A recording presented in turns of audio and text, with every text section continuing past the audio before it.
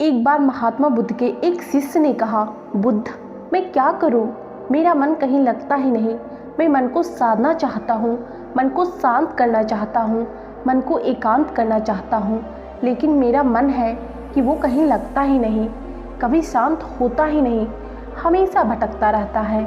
अब आप ही बताइए, ऐसे में मैं क्या करूं? उस शिष्य की पूरी बात सुनने के बाद महात्मा बुद्ध बोले, मैं तुमको आज एक कहानी सुनाता हूँ। इस कहानी को पूरा सुनने के बाद तुम्हें तुम्हारे प्रश्नों के उत्तर मिल जाएंगे। बुद्ध बोले, एक बार एक गुरु अपने कुछ शिष्यों को ध्यान साधना सिखा रहे थे। तभी एक शिष्य ने खड़े होकर कहा, गुरु जी, मेरे मन में पिछले कई दिनों से एक प्रश्न चल रहा है, लेकिन मुझे इसका उत्तर नहीं मिल पा रहा है। क्या मैं आपसे वो प्रश्न पूछ सकता हूँ? गुरु बोले, बिल्कुल पूछ सकते हो, पूछो क्या पूछना है। शिष्य बोला, जैसे हम सब खाना खाते हैं तो हम सब की भूख मिट जाती है, लेकिन ध्यान के संदर्भ में ऐसा नहीं होता। हम सब आपके बताए अनुसार एक जैसा ही ध्यान करते हैं, लेकिन कोई पहले और कोई बाद में ध्यान को उपलब्ध होता। जैसे खाने से हम सब की भूख मिट जाती है, वैसे ही ध्यान के बाद हम सब के मन शांत हो जाने चाहिए, लेकिन ऐसा नहीं होता है। आखिर क्यों? गुरु बोले, कल गांव के सेठ के घर मुझे खाने पर बुलाया गया है, तुम भी कल मेरे साथ वहाँ चलना। इतना कहकर गुरुजी वहाँ से चले गए। अगले दिन गुरु और शिष्य उस सेठ के घर गए। वे दोनों सेठ के घर के अंदर पहुँचते हैं।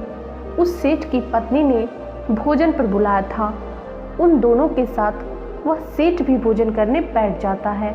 जैसे ही सेठ भोजन का पहला निवाला अपने मुंह के अंदर डालता है, भोजन की थाली को उठाकर फेंक देता है और अपने नौकर से कहता है, इतना बेकार खाना बनाया है, इसमें बिल्कुल भी स्वाद नहीं, जाओ जाकर मेरे लिए दूसरा भोजन बनाकर लाओ। इतना कहकर वह वहाँ से उठकर चला जाता है। सेठ की पत्नी गुरु और शिष्य से माफ़ी मांगती है और उन्हें बड़े प्रेम से भोजन परोसती है।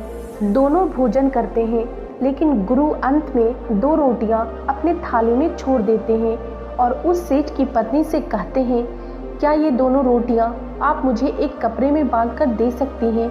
सेठ की पत्नी ने दोनों रोटियों को बांधकर उस गुरु को दे दी। फिर वहाँ से गुरु और शिष्य दोनों निकल जाते हैं। रास्ते में गुरु ने शिष्य से पूछा, तुम्हें भोजन कैसा लगा? शिष्य बोला, भोजन तो स्वादिष्ट था। गुरुजी बोले, सिर्फ स्वादिष्ट, इससे आगे तुम्हें कुछ नहीं लगा? शिष्य बोला, इससे आगे क्या हो सकता है? भोजन अच्छा था, स्वादिष्ट था, मेरा पेट भर गया, और क्या? गुरु बोले, एक बात बताओ, जब भोजन स्वादिष्ट था तो उस सेठ को स्वादिष्ट क्यों नहीं लगा? शिष्य बोला, गुरुजी, ये बात तो मुझे भी समझ नहीं आई। भोजन तो अच्छा बना था, लेकिन पता नहीं क्यों उस सेठ को पसंद नहीं आया। मुझे तो कुछ समझ नहीं आया, आप ही बताइए ऐसा क्यों हुआ? गुरु बोले, बताऊंगा, लेकिन अभी तुम मेरे साथ चुपचाप चलते रहो। काफ़ी देर चलने के बाद शिष्य बोला, गुरुजी, आखिर हम जा कहाँ रहे हैं? गुरु बोले, बस तुम चुपचाप चलते रहो। बहुत देर चलने के बाद एक बहुत ही दुबला पतला भिखारी गुरुजी के चरणों में गिरकर बोला, दया कीजिए, मेरी मदद कीजिए, मैंने 4 दिनों से कुछ नहीं खाया है, कृपया आप मुझे कुछ खाने को दो। गुरु ने अपने पास रखे दोनों रोटी को उस भूखे इंसान को खाने को दे दी। रोटी देखकर वो खुश हो जाता है और उसे खाने लगता है। खाते वक्त उसके आंखों से आंसू निकल रहे थे। खाने के बाद उसने गुरु का धन्यवाद किया और वहाँ से जाने लगा। गुरु ने उसे रोक कर पूछा, पहले ये तो बताओ, भोजन का स्वाद कैसा था? वो आदमी बोला, स्वाद तो था ही नहीं। इन रोटियों में तो साक्षात परमात्मा था, जीवन था, अमृत था इन रोटियों में। इतना कहकर वह गरीब इंसान वहाँ से चला गया।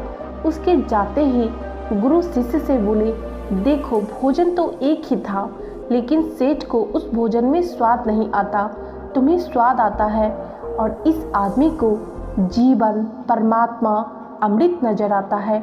इसी से हम समझ सकते हैं कि भोजन और इंसान की संतुष्टि में कितना अंतर है।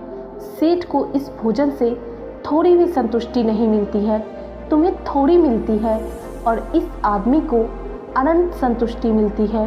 बिल्कुल ऐसा ही ध्यान के संदर्भ में भी होता है। जिसकी जितनी बड़ी चाहत होती है वह उतना ही जल्दी अपना रास्ता बना लेता है। जिस इंसान में ध्यान के लिए जितनी बड़ी चाहत होती है वह उतनी ही जल्दी ध्यान की उस अनंत अवस्था को प्राप्त कर लेता है। वह शिष्य अपने गुरु की बात को समझ चुका था, उसे अपने प्रश्नों का उत्तर मिल चुका था।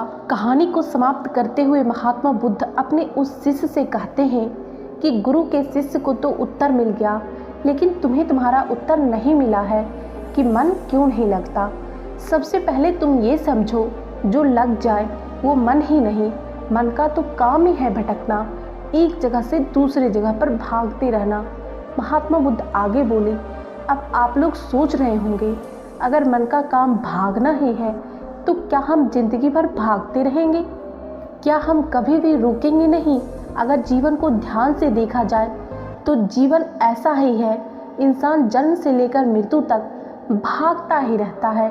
जो इस भागा दौड़ी से पीछे आ जाते हैं वो भागना बंद कर देते हैं, क्योंकि वो जाग चुके होते हैं, वो जीवन की सच्चाई को समझ चुके होते हैं, इसलिए वो व्यर्थ की चीज़ों के पीछे भागना बंद कर देते हैं। दोस्तों, इस कहानी को सुनने के बाद मैं थोड़ी सी तो उम्मीद कर सकती हूँ कि आप लोगों को अब समझ में आ चुका होगा कि आखिर हमारा मन क्यों नहीं लगता। इस कहानी से आपको क्या सीखने को मिला, कमेंट करके ज़रूर बताइएगा। आज के वीडियो में इतना ही, मिलते हैं नेक्स्ट वीडियो में, तब तक के लिए धन्यवाद।